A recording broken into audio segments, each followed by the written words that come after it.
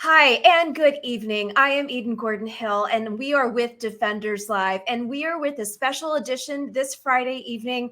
We have the honor to welcome Michael Austin, who's with Project 21. He is an economist, and I tell you what, he is pro-family, he is pro-America. He has served in two governor's offices in the great state of Kansas and also served in the Trump administration. Michael, thank you so much for being here with us. Oh, Eden, it's really great to be here. I appreciate you having me. My pleasure. You know what? I have been studying up on your Twitter account. I have been looking at all the different pieces that you've been writing, and I want to hit it hard this evening with you. First and foremost, all of the news headlines that I'm seeing coming from Project 21, July 27, 2022, Biden redefinition still shows recession. And then July 28th, 2022, despite White House denial, recession is here. And then August 6th, 2022, Biden hails jobs report despite bad news for Blacks. Okay, let's break this down. Recession, recession, recession, and then the whole July jobs report. We're headed in, we are now in August, headed into almost September, more than halfway there. Let's talk about really what is a recession first and foremost, and what is the outlook for a legitimate jobs report come August. Sure. Well, the common rule of thumb used by data analysts, media pundits, and even past presidential administrations have been a recession is where you find two consecutive quarters of economic decline. The economy has contracted, has shrank for two consecutive quarters. Now, the Biden administration, for some reason, they don't want to have egg on their face, wants to, confuse the issue by saying you have to consider X, you have to consider Y, you have to consider Z. But let's be honest here. You can dress up a pig, put lipstick on it and call it pretty, but it's still a pig, right? And Yes. Americans still know, right, when they're seeing high prices at the pump, high prices at checkout, when wages just aren't going as far, that something's wrong and something is in trouble. Well, let's talk about the state of the nation. I was sitting here this morning, I was listening to some of your interviews in the past couple months and looking at all the different things. I've noticed some of your images at different gas pumps, talking about the high gas prices, talking about what is happening to the state of our nation. Here's what I was writing: the fiscal responsibility of the state of our nation, the truth versus fiction of the state of our nation, and Trump versus Biden. So during the Trump administration, both of us served in that administration. I believe, and I saw firsthand, we had money in our pocket. We had money in our pocket. Now we are coming into almost September. We are looking around wondering, how much is it going to cost for us to go to the supermarket? How much is it going to cost for us to even go to work? How much is it going to cost for us to get our kids to school? And are we going to even be able to keep our homes? No, that's exactly right. It's really clear here.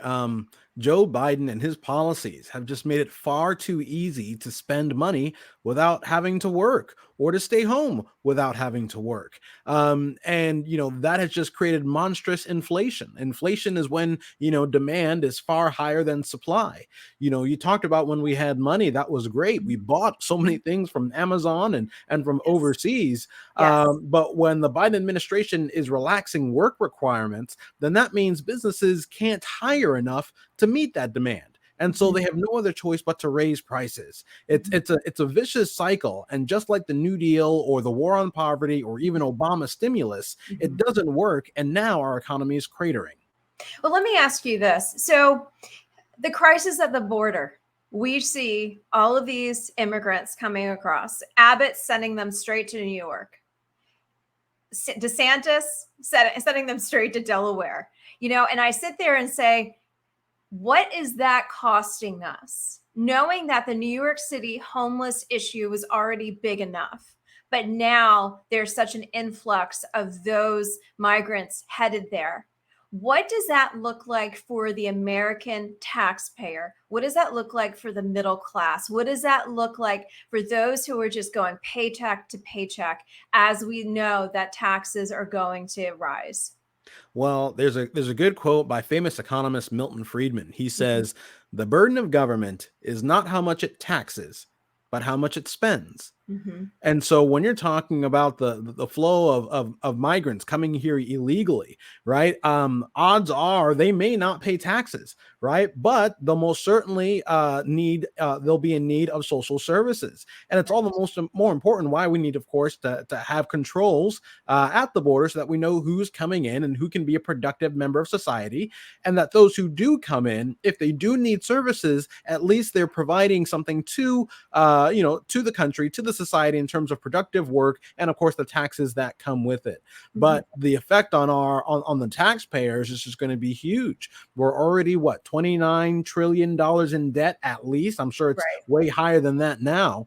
Right. And that means not only is the bill going to come due either for us in our lifetimes, but Mhm. most likely in our children's lifetimes and even in our grandchildren's lifetimes. It's going to be a tax increase on future generations of Americans. Well, let me ask you about that tax increase that is going to hit the kids that I mentor. It's going to hit my nieces and my nephews. It's going to hit that generation. But let me ask you about that. Let's say 2022 November elections, we have a miraculous red wave. And let's say we get all of these great newly elected officials. Thank God Cheney's out of here. I'll say it for everybody. It was a great day yesterday waking up to find out that she lost her primary. So if we get those type of elected officials out of Congress, out of the marble halls of Congress, and we get some God-fearing, gun-toting, true patriots in there who want to put money back in the American people's pockets, could we actually turn that? Could we actually say, you know what? Come January, February, March of next year, we actually may see something different happen in our dollars, in our pockets, back in our banks. Do you think that actually could happen? Or am I just, rose-colored glasses just dreaming that actually and too idealistic to say, hey, we could actually save our country if this red wave actually happens? It's happened before, it can Mm-hmm. happen again. Mm-hmm. For the first 150 years of this country's since this country's founding, there has never been a recession as long or as deep as all the recessions we've had since the 1940s, since FDR. Mm-hmm. And the reason why is because when things were tough for American families and businesses, when they had to cut back their spending, guess what the federal government did? Mm-hmm. Cut back its spending. When Really? Oh my Yes, gosh. amazing, isn't it? Oh my When gosh. Who would have thunk? when families had to, deal with having fewer dollars coming into the home, guess what the federal government did? It reduced its own income by cutting taxes, right? For 150 years, the economic policy of the federal government, whenever times were tough, was to get out of the way and allow American families and businesses to adapt and to grow.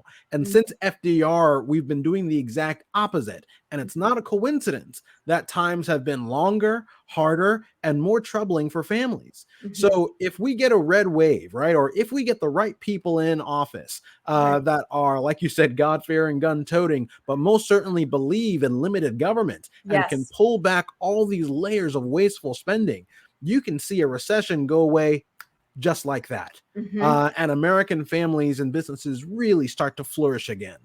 Well, let me ask you this. I am a small business. I am a radio host, but I'm also a small business here in the great state of North Carolina. But right now, I have been running this business with an empty suit in the governor's office. Okay. So, we may have a Republican, very loosely Republican state legislature. But when I sit here and say, what am I going to do as a small business and the swamp drains into the beautiful waters of North Carolina, literally, what do we do as small businesses to say, do I continue in my small business? Do I continue to promote my small business? Of course, we're going to do that because we believe in what we are, selling, what we are doing for the American people. But when you look at the bank accounts and when you sit there and say, oh my gosh, that's double that it was 6 months ago, what do we say to small business owners who really want to keep their businesses open, but now are looking to the federal government and saying, what the heck did you just do to one, our nation, and now to our states? What are some tools that we can give small business owners? What are some tools that we can give moms and dads and families to get them through this hurdle until we come to January of next year? And I am putting hope in the fact that we actually get some decent Americans in Congress, not to put my hope in government, never put your hope in government, but to say, okay, let's see where we can cut back, but also put more money back in our pockets. What are some tools we can give our American families and our small businesses? Sure thing. Well, I would say this: if your house is on fire and you put out the fire, uh, would you ever ask yourself, what are you going to replace the fire with? Mm-hmm, The mm-hmm, answer is no, right? mm-hmm. When you get rid of something bad, you don't replace it with something else. Right, Just getting rid of the bad thing is help enough. And right. that's the same thing when you're thinking about the economy and helping families and businesses and dealing with, economic growth. Government has created the problem by intervening. And Mm-hmm, so you can do a lot of good just by getting government out of the way. mm-hmm. But as for something specific we can see at the federal level, Yeah. I think most certainly the biggest thing it can do is pull back on regulations, and of Mm-hmm. course, all the record amounts of spending that we've seen. Yes. It's Yes. allowing states to put back in work requirements on welfare recipients. It's pulling back federal bonuses on unemployment. It's just stop spending taxpayer dollars after taxpayer dollars and shrinking that deficit. And Mm-hmm. then the real work comes at the local level. And when I say Yes. local, I don't necessarily mean cities and towns. I also mean Mhm. states. Yes. Uh, because the beauty of our Constitution and federalism, where there's still a lot of power and leeway given to state governments Yeah. to help these businesses thrive. And through these state governments, we could support work instead of woke, instead of Yes. woke activism, Yes. and really allow the American economy to soar again. Well, let's talk about that. So, state requirements back to the local level. I always say power back to the states. And, I watch Governor DeSantis, I call him America's governor all the time. And I'm seeing all of the amazing things that he is doing in the great state of Florida. And I'm being in the state of North Carolina. Like I told you what I think about what is currently running this state. And at the end of the day, I always say to all the transplants that are moving here, the further south you get, the freer you become, because that is it's so obvious as you further you get south. But looking at power back to the states and the state requirements, let's talk about that. Let's break that down a little bit more. So, being here in the state of North Carolina, and you are currently in Kansas, is that correct? That's right. Okay. So, as an advisor to governors, as an advisor to presidents, what would be some of the ideal state requirements that we can give back to the state, power back to the states, and to put more money back into that state's pockets for those people? What would that look like? Sure thing. So I'll get back on the soapbox. Work requirements Yes. is something that can always be done, and it's one way to make sure you get a dollar back. For all the taxpayer dollars that are put out through welfare. Hmm. Second, I would look at providing some sort of continuous improvement process on the budget. I don't know about North Carolina, but in Midwestern states here, the entire budget is not all in one document. Some parts of it are over here, some parts of it is over here, some parts of it over here. It's really difficult for everyday folks to know how much their state government is spending. Uh-huh. Well, can we put that all in one document so at least there's one place to go in order to read about your state budget? Right. Just that type of transparency can most certainly help and how people pick out where the problems are. Not also that, as you talk about you running a small business, Mhm. when you're providing a small business and your service, let's say, is subpar, how do you Mhm. know that your service is subpar? Right. People don't Right. buy, right? They don't buy your service, they don't buy your Right. product. And that Right. triggers you, right, to Yes. adapt and to grow. Governments don't really have that, especially state governments. So if there's a way that we could put in a mechanism in place where state governments can figure out whether they're providing a bad service or not, then that means they can ensure that taxpayer dollars are being spent efficiently and Mhm. spent well. Hmm. And of course, that's on the budget side. On the tax side, I think something that should be considered is either a flat tax or no income taxes. Yes. So let's talk about the flat tax. I've heard many other people say that. My father is a historian in his own right who was a local Pennsylvania official, and we always talk about that. Let's talk about the flat tax. Break that down a little bit more. How would that look?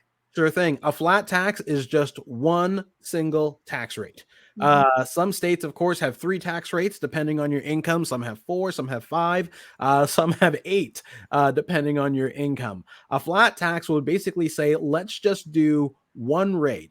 And of course, they pick what that rate is. And then let's just have a large deduction so that low income people don't have to pay that tax rate. So, usually, what states like to do is they'll say, if your first $24,000 as a family, you won't have to pay any state income taxes on Mhm. that. Mhm. After that, you'll just pay one rate. And that Mhm. rate is usually below 5%. The Mhm. beauty of that is that, that flat rate means that if you make more income, guess what? You pay more in taxes. If Right. you have less income, guess what? Right. You pay fewer taxes. Right.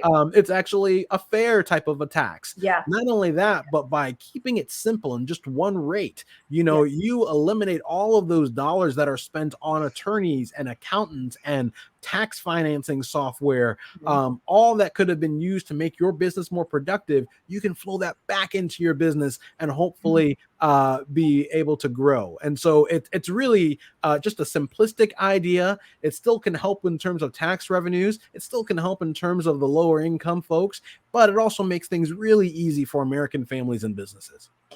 So, going with preparing the American family, as we're talking to our listeners here this evening on Defenders Live, as we are preparing the American family for what's ahead, let's get them through the end of the year. And hopefully, it won't be as painful as it has been. But let's be realistic of what is at stake right now at our nation, highest levels of government to the local level. With that said, can you kind of can you prepare us and give us your predictions through the end of the year as to what you see coming from the word salads of the vice president's office, the communications director and the press secretary basically doing their own spin cycle? And let's try and get around those types of things, because what they're doing is they're just frustrating the American people. I am a communications director and I am embarrassed to see what is coming out of our administration. That is not protocol. That is not proper. That's not, you and I both know what it is to serve a United States president. And that is not proper protocol. So at the end of the day, I want to be able to say to our American people, to our backyards in Kansas and North Carolina and Florida and Pennsylvania and New York, what can we say to them through the end of the year? What can we say to them that'll give them some hope? Give them a couple tools to get through. Obviously, we need to shrink our spending, but what else can we say to give them some hope? And what is on the horizon? What do you say to that? Vote. Did you say vote? I said vote. I said vote. I said, oh my goodness, you've really hit it on the head. All this frustrated talk, all this gaslighting, this around the bout way of communicating has basically admitted that the left has no idea how to help the American family through this economic crisis. Mhm. They have no idea, right, how to properly, lower prices, allow businesses to grow, make it easier at the gas pump. The best that they can do is acknowledge what the problem is, Mhm. but then push their own agenda. That's what this Inflation Reduction Act is. It has nothing to do with inflation. George Orwell would be proud. But what unfortunately it does mean is that they have conceded. They have no real ideas about how to help the American family. Mhm. And if that means that they have, abdicated their duty, then it is our job as American citizens to vote them out. Mhm. There's not much time between now and the end of the year.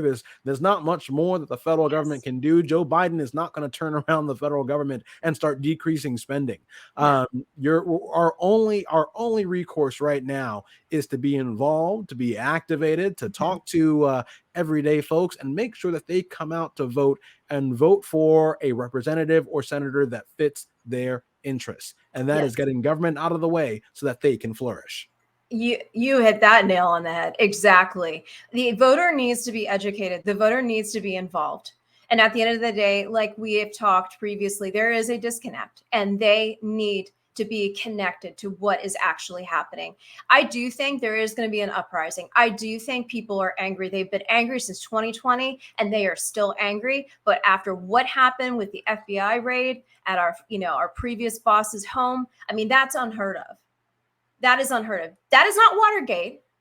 And I didn't see anything happen to Clinton. Didn't see anything happen to Obama. And what about Mrs. Clinton being the so-called Secretary of State and all the things that went on there, and Hunter Biden and the laptops? I mean, I'm just baffled by that. So the voters are angry, but they need to be educated when they go to the polls. They don't need to be told X, Y, and Z. They need to educate themselves on who is running, what they're running on, and why they are running to make sure that it's limited government. Let's talk really quickly. We are coming up on the break, and I want to get a couple more things in before I say farewell and wish you a wonderful rest of your week. Talk to me about Project 21. Talk to me about some of the upcoming things we can be looking for coming from you, your writings, your work. Where can we find you, and what can we also be looking towards? Sure thing. So here at Project 21, the Black Leadership Network, it's a consortium of center-right African Americans who speak not just on African American issues, but on all issues. And it's just to go to show that diversity of thought is not limited to one skin color, right? Those who believe in freedom, those who believe in liberty and limited government can come from any person, any way, shape, or form. And that's what we want to promote. So you can find all of our writings on nationalcenter.org. We talk about education and the need, of course, for educational freedom and school choice. We'll talk about economic freedom, of course. That's usually my particular wheelhouse. So we'll talk about how Biden and congressional Democrats are really tanking this economy. And then also we'll talk about things in particular that people may not necessarily notice, like let's say EPA regulations on minority businesses. The fact of the matter is we want to promote a free market society as well. And we'll talk about the issues that are most important to you in order to get that done. And also, where can we find you on your social? I've been following you on Twitter. That is a great place to go for you. But what other locations can we find you? Sure. You can find me on Facebook or on Twitter at KS Economist. Okay, perfect. Michael Austin, Project 21, a phenomenal economist. Thank you so much for your insight. You are pro family, you are pro freedom, and most importantly, you love this country and that you want to fight for the American people. Thank you so much for showing us how to put money back in our pockets and to use our voices wisely as we go out and vote come November. So thank you so much for being here with us. Many blessings to you. We look forward to having you back. Thank you very much, Eden. God bless. Thank you.